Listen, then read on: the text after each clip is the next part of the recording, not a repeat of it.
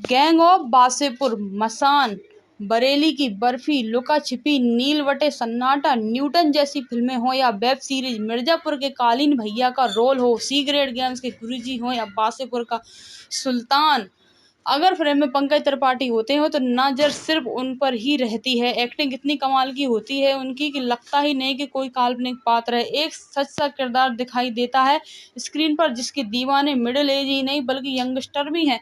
यही कमाल है पंकज त्रिपाठी की एक्टिंग का, यही असर है उनके किरदारों का।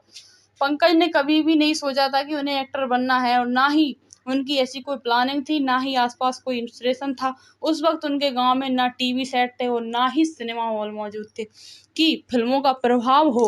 वो पढ़ाई करने के लिए पटना आए थे। माता पिता चाहते थे कि वो डॉक्टर बने, लेकिन पटना आकर वो एक छात्र संगठन से जुड़ गए। इस दौरान उन्होंने एक छात्र आंदोलन के सिलसिले में जेल भी जाना पड़ा। एक दिन पटना में नाटक देखा तो उन्हें लगा कि काम तो दोनों राजनीति और रंगमंच ही हैं, पर झूठ का ये रंगमंच ज्यादा सच्चाई से दिखाया जाता है।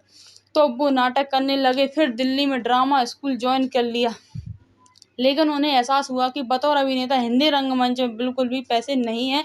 तो वे मुंबई आ गए। मुंबई में छोटे छोटे एक एक सीन का दौर चालू हुआ। वो करते करते 8-10 साल गुजर गए। फिर गैंग्स ऑफ वासेपुर आई और उन्होंने पहचान मिल गई। उसके बाद उन्होंने फिर कभी पीछे मुड़कर नहीं देखा। इसलिए तो पंकज कहते हैं हमें किसी ने भी ब्रेक नहीं दिया, हम एक एक सीन टपकते टपकते इकट्ठा हो गए हैं। आज भले ही पंकज त्रिपाठी ने अपने अभिनय से कामयाबी हासिल कर ली हो, लेकिन ये सफर बहुत आसान नहीं रहा उनके लिए। बिहार के एक छोटे से गांव गोपालगंज में एक किसान के घर जन्मे पंकज के लिए गोपालगंज से मुंबई तक का सफर बहुत संघर्षपूर्ण रहा।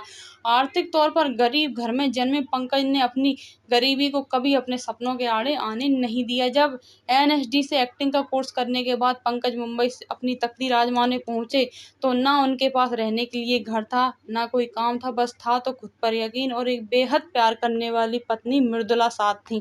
पंकज जब पत्नी के साथ मुंबई आए तो रहने का कोई ठिकाना नहीं था, तो 2 महीने एक दोस्त के घर रहे, फिर रेंट पर छोटा सा घर लेकर स्ट्रगल शुरू किया। पंकज बताते हैं ये तय करके मैं मुंबई तो आ गया था कि एक्टर बनना है, पर ये भी पता था मुझे कि लड़ाई लंबी होगी।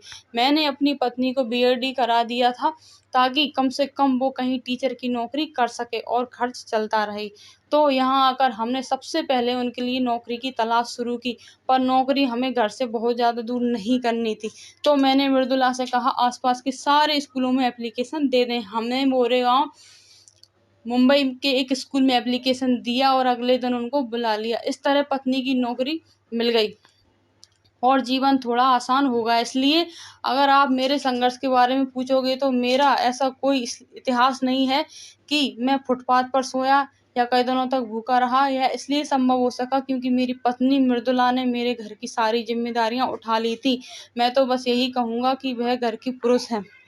पंकज जब 10वीं क्लास में थे तभी उन्होंने फैसला कर लिया था कि वे दहेज नहीं लेंगे और लव मैरिज करेंगे, क्योंकि उनके गांव में किसी ने भी लव मैरिज नहीं की थी और उनकी लव मैरिज ही हुई थी। उनकी लव स्टोरी भी किसी फिल्मी कहानी से कम नहीं है। उनकी पत्नी बताती हैं दरअसल पंकज की बहन की शादी मेरे भाई से हुई थी। जब भाई का तिलक था तब मैंने उन्हें पहली बार देखा था।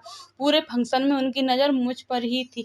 बाद में मुझे पता चला कि वह दुल्हन के छोटे भाई हैं। पहली ही नज़र में हम दोनों एक दूसरे को पसंद करने लगे थे, लेकिन उस समय स्मार्टफोन तो थे नहीं।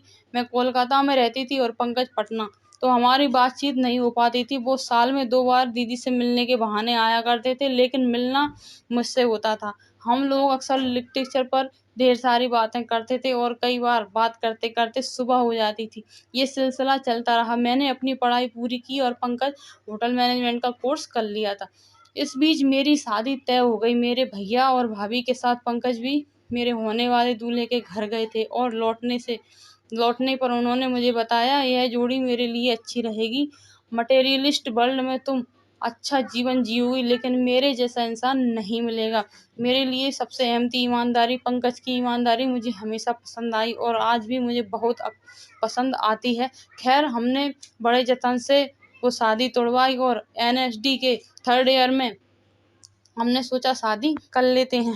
जब पंकज पटना के होटल मौर्या में किचन सुपरवाइजर के तौर पर काम करते थे तब मनोज वाजपेयी ने एक दिन के लिए उस होटल में स्टे किया था।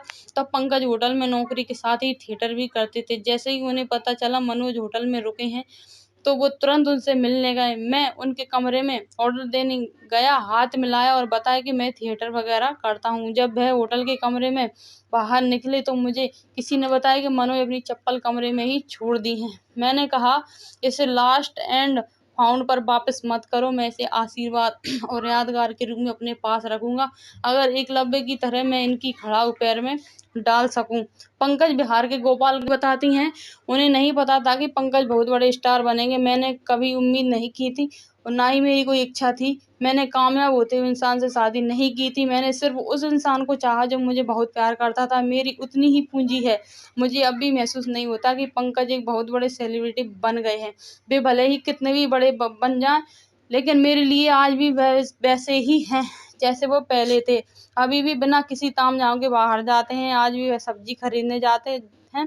वह बहुत सरल है, लेकिन जब लोग उन्हें वीआईपी ट्रीटमेंट देने लगते हैं तो उन्हें इरिटेशन होता है। पैर छूना, हाथ मिलाना, सेल्फी लेना, ये सब उन्हें अखरता है। वो अक्सर अपने प्रशंसकों से कहते हैं, मैं भी तो तुम्हारी तरह ही हूँ। के रहने वाले हैं। पिताजी किसान हैं और पंडिताई करते हैं। उनके 2 भाई और 2 बहनें हैं। उनके घर में किसी का कला के क्षेत्र में कुछ भी लेना देना नहीं है। बिजली अभी भी कुछ साल पहले ही उनके गांव में आई है। उनके गांव में कुछ ही घरों में टीवी है और उनके अपने माता पिता तो अब भी टीवी देखने में कोई रुचि नहीं है।